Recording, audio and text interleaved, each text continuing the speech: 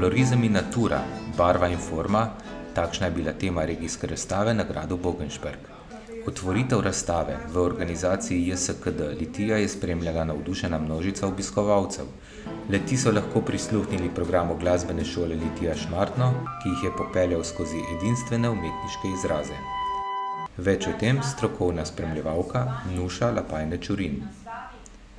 Tokratna razstava oziroma razpis Natura in barva oziroma kolorizem je bil namenjen pravzaprav nekemu fovističnemu obdobju, kjer je barva igrala glaven element, kjer tudi mešanje barv sovpada samo z barvnim krogom.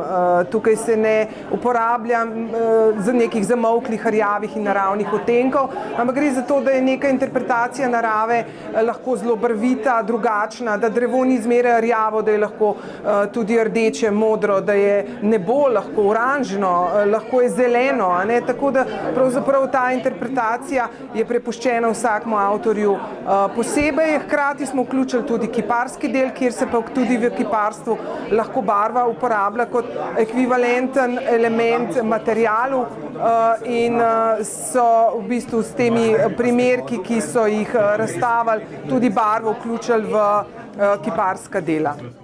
Razstava na gradu Bogenšberg bo odprta še vse do 31. januarja prihodnje leto.